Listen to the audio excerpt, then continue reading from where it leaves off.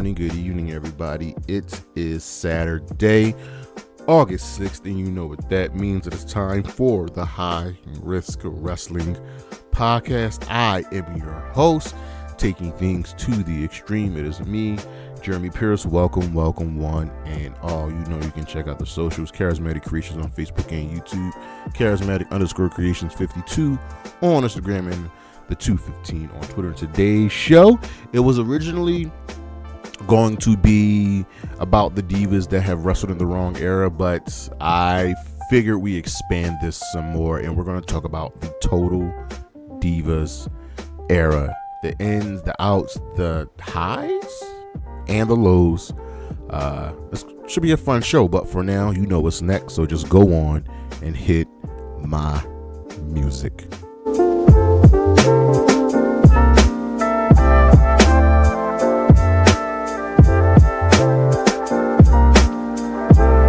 Since we're talking about the Total Divas era, you know we got to talk about the championship of that era, and these are the greatest Divas champions ever. We start with number 5, Michelle McCool. She became champion, and they really tried making her the true stalwart of the division, especially when she was with Layla L and Lay Cool and doing the whole Piggy James thing. But she became a very solid champion, holding the championship for a total of 222 days, and she is also the inaugural WWE Divas champion. Number 4, Eve Torres. Eve Torres was another individual during this time frame where you could say she ultimately should have been wrestling in a different era, because starting out on the Diva search and growing up into,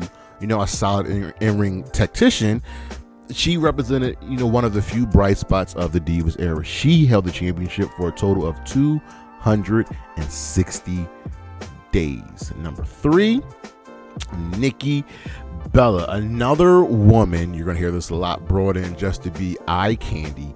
She also grew up to be a solid in-ring wrestler. It took a minute for her to grow, but ultimately Nikki Bella became honestly a powerhouse of the division. And when you think of that Divas Championship, I probably think of her more than any other woman that's held that championship. Number 2, Maurice. To me, she is the definition of the Divas division. She held the championship for 261 days. She was adequate in the ring. She had the look, she had the allure, she had the pill, she was good on the mic. She did everything that she needed to do to acquit herself to be a solid champion. And of course, number 1, AJ Lee, the 3-time Divas champion.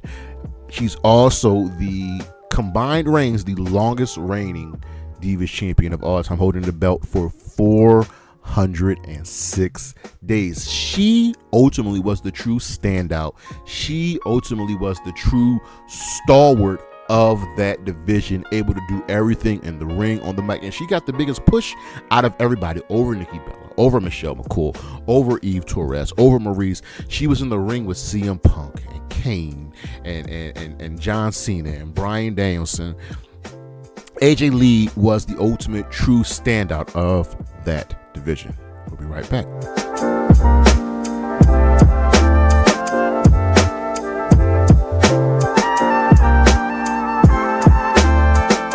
The spotlight is back.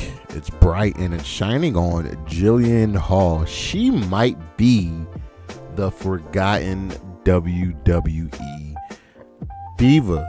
Like, what do you ultimately remember about Jillian Hall? And I can tell you what it is. It was the thing on her face that was the first gimmick she was given. She started out in OVW, like a lot of wrestlers at that time, and she was called up to the main roster and was put in a managerial role. She was then giving this singing gimmick, which actually was pretty solid for her, but then the face thing happened, and that was her whole whole gimmick. She had she had something on her face. She managed JBL. She was with JBL, but then the boogeyman ate the thing off of her face.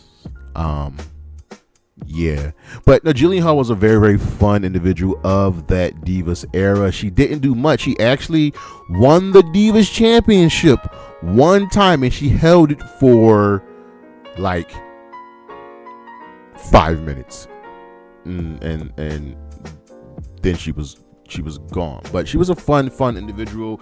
I'm very much surprised that she hasn't come back for any sporadic appearances. So maybe she will show up once again. We'll be right back.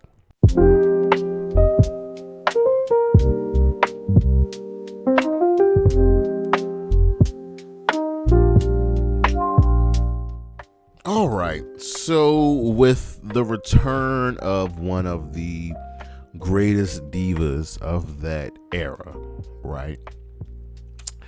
I was gonna do, the show. I was gonna do the show as the divas that have wrestled in the wrong era, but that's too minute. So we're actually going to look at the Total Divas era of the WWE, and that encompasses a lot. So let's start with the WWE Divas. What are the WWE Divas? That was the name that was given to the female superstars of the WWE. No matter who you are or what you look like, you were a WWE Diva. And it was always about the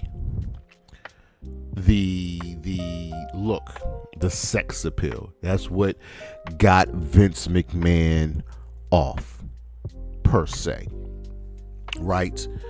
And you had to be able to do a photo shoot, and no matter who you were or where you fit into that wrestling hierarchy, you had to do a photo shoot. So to the more serious women like Ivory and China and Jacqueline, you had to do the photo shoot.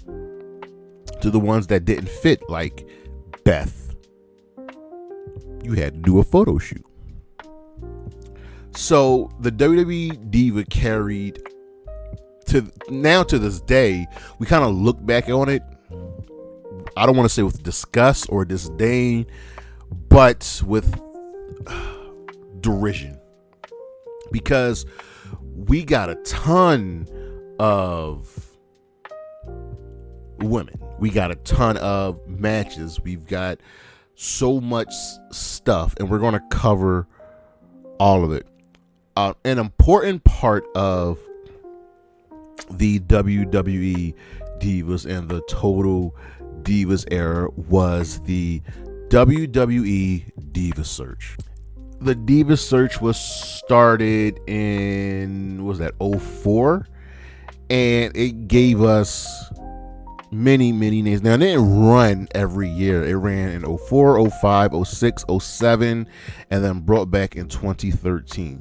So in 2004, right, the Diva Search gave us some really familiar names, and it brought us Amy Weber, Bobby Sue Luther, Camille, Candice Michelle, Carmella, Christy Hemme. And the finalists of that year were Christy Hemme, Carmella, Joy Giovanni, Amy Weber, Maria Kanellis, Michelle McCool, and Camille Anderson. And most of those women got hired. Obviously, Christy Hemme, well known. Michelle McCool, well known. Maria Kanellis, well known. I still remember Joy Giovanni and Amy Weber, right?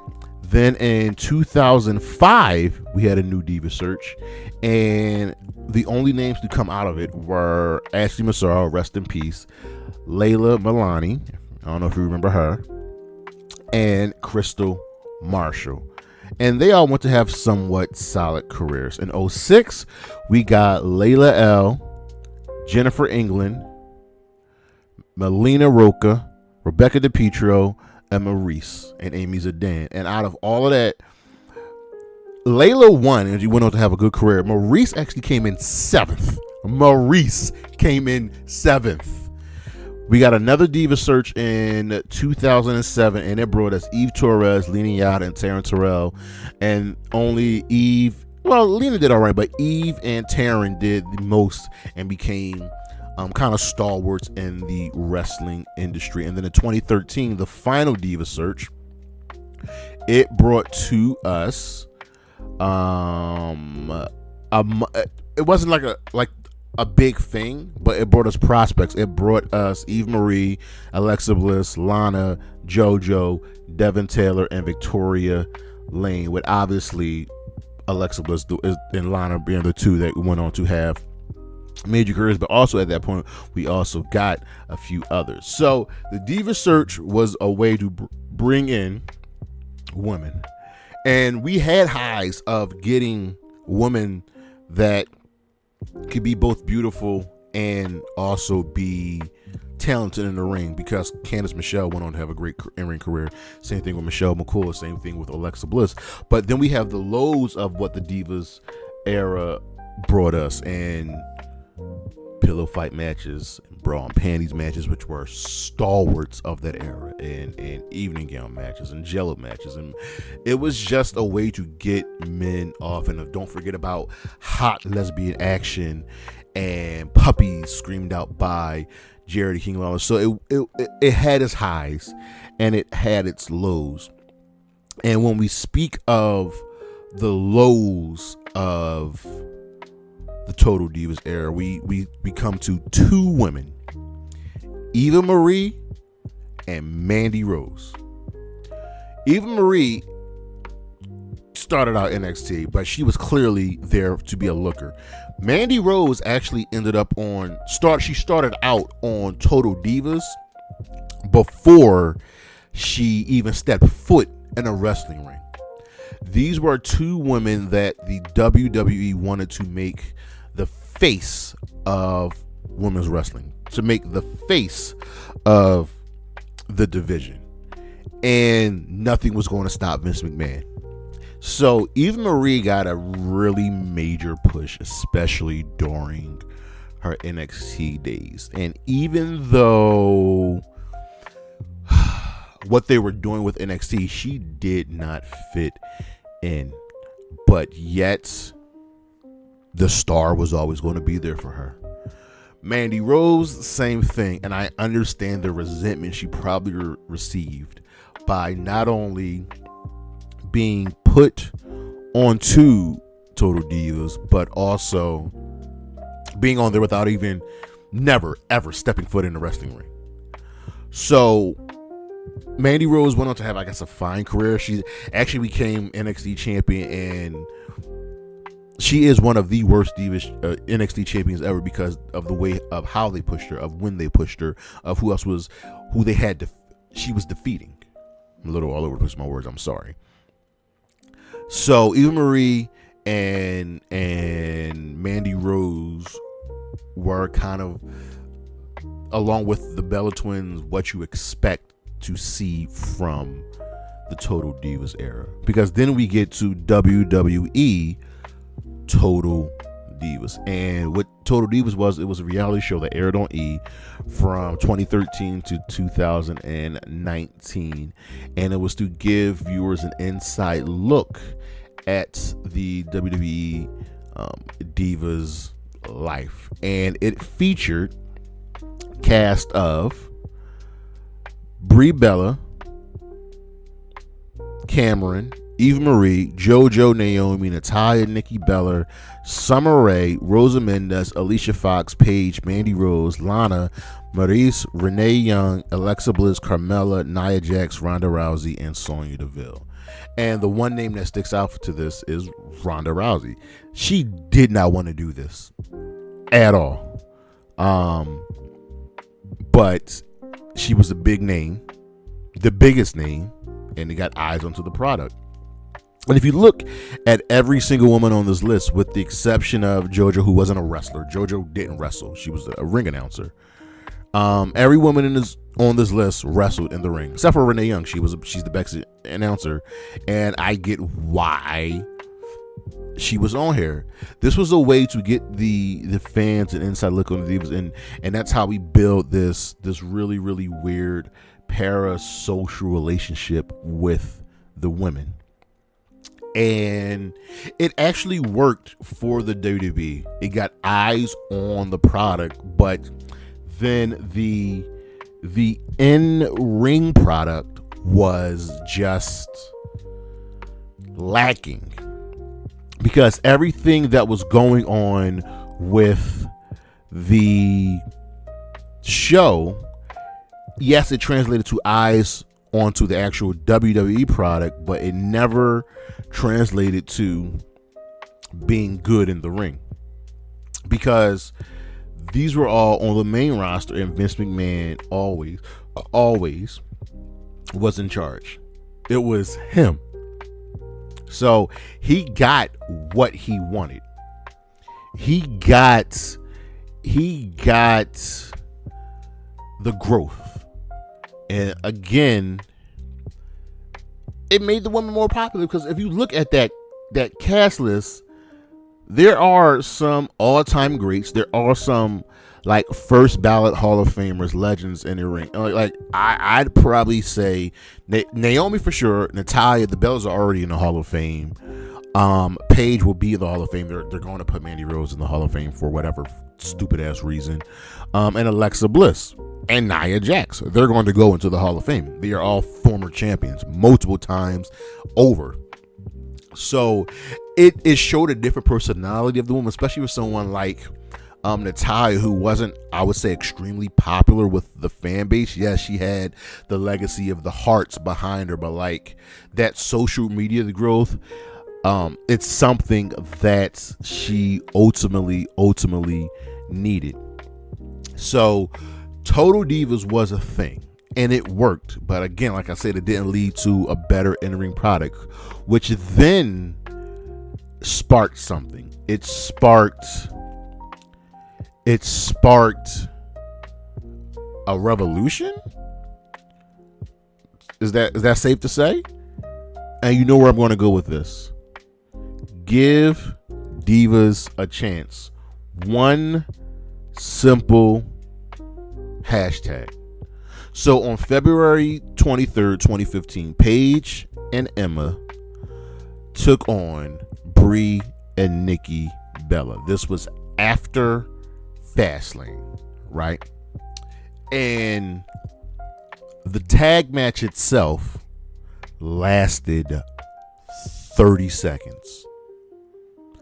The entrances for the women were longer than the match. That is unacceptable. That is absurd. That is disrespect at its highest form. And the fans were pissed. They took to Twitter and they pointed out the major difference that, again, while this was going on the main roster, over on NXT, it was a completely different story. Exciting matches, exciting storylines, and longer matches. And oftentimes, the women in NXT were outperforming the women on the main roster by a wide margin. We're going to dive into NXT a little bit later on in the show, but the Give Divas a Chance movement started, and this planted the seeds for the future of the women's evolution that Stephanie McMahon so humbly wants to take credit for. Let's get one thing straight right now. The women's evolution, the women's wrestling revolution in North America starts and stops with TNA. It starts and stops with TNA. Do not let anyone else tell you any differently. It is not because of the Bellas, and they were not front runners and forefathers, and they weren't the catalysts. It's not because of Stephanie McMahon. It's not because of Michelle McCool. It is in spite of them. So what was going on in NXT was the true revolution, and AJ Lee called out Stephanie McMahon on Twitter. She called her out, saying, "Oh, you're this." This was after Stephanie McMahon became like the forefront of some type of women's empowerment company or whatever, and AJ Lee was like, "That's total bullshit, because you don't care." It's like when Dixie Carter went out of her way to actively sabotage the TNA knockouts when they were the highest and most popular thing out of all of TNA. So Stephanie, with egg on her face, called up 3 of the 4 horsewomen, Becky, Sasha, and Charlotte Flair. And everything changed after that. Because that moment on that Raw, the night after Payback, is so absurd that you let that happen. It's ridiculous. So then we get to, well, we have all of this of the Total Divas era, but there are women that, and even pre-Divas era, that were wrestling in the wrong era. And there's a good grouping of women. And we're going to start with the Boat, as she likes to so eloquently call herself, Natalya. Natalya surprisingly has only won like 2 women's championships. That blows my mind, because she, for the longest time, was the best women's wrestler on the entire roster, because she has the pedigree for it. She comes from the Heart Dungeon. She's so good, and was going off of that name alone. She truly was wrestling in the wrong era, because we see her now with this grouping of women that are on the main roster. We see her now in Bloodsport. It's like, oh my God, Natalya always had this in her. Yes, she always had this in her. It was just never allowed to show, to be fruitful, to flourish, to grow. Then we had Victoria. I am the lady to mess with. Victoria was different. She was unique. She had probably the most devastating finisher out of all the women, the Widow's Peak, which was a gory neck breaker. And her first theme was awesome by Tattoo. All the things ran through my head. When that opening came on, you knew something else was coming. Victoria would flourish today in the role where all of these women are just great and strong and powerful, and she fit that. Then of course we have Chyna, who I miss. Chyna was called the 9th wonder of the world because she was that so ahead of her time, so incredibly gifted, so incredibly talented, from being the enforcer in DX to being with Eddie Guerrero in the Latino Heat, which showed a new, funny, and beautiful side of her, to her singles run, to coming back from her neck and even her neck injuries and all of her struggles. Chyna would flourish today. Imagine Chyna versus Megan Bayne. Imagine Chyna versus Camille. Imagine Chyna versus Rhea. Imagine Chyna versus Lash Legend and Nia Jax. I am salivating at these matches. Then we had Paige, who kind of fit that era, but she is wrestling royalty because her family are legends over in the UK. And even though she grew up during the Total Divas era and fit in, I think without that neck injury, she would be so much better today. Because now the women all have unique looks and can be themselves, and she has been herself this entire time. And then I'm going to give you 2 women that were just different.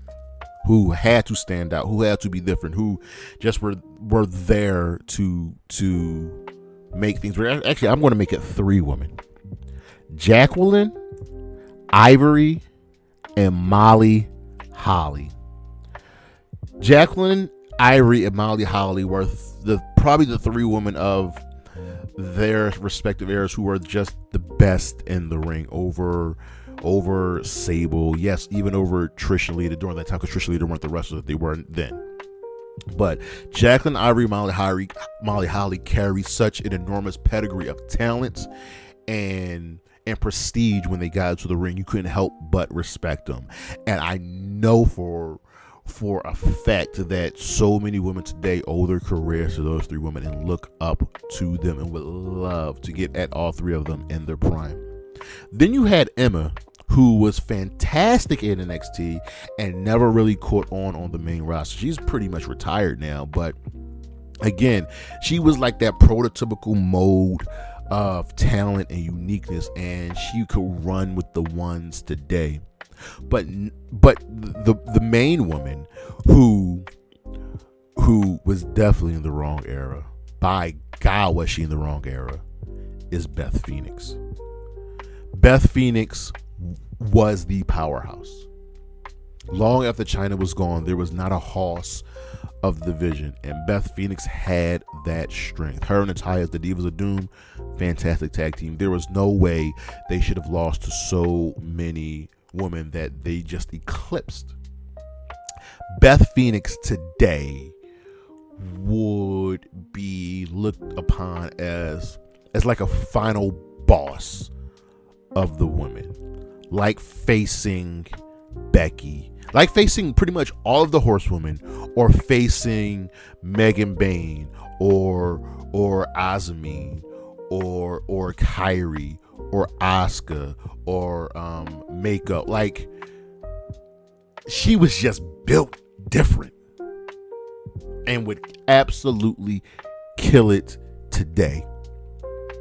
So where does that leave us with the legacy of the Divas era? It wasn't all bad, because out of it we got pre-Total Divas, we got Tori Wilson and Stacy Keibler and Sable and Trish Stratus and Lita, Hall of Famers who held it down, especially Trish and Lita. We know where Trish and Lita sits when it comes to the annals of women's wrestling history and how just integral and important they were.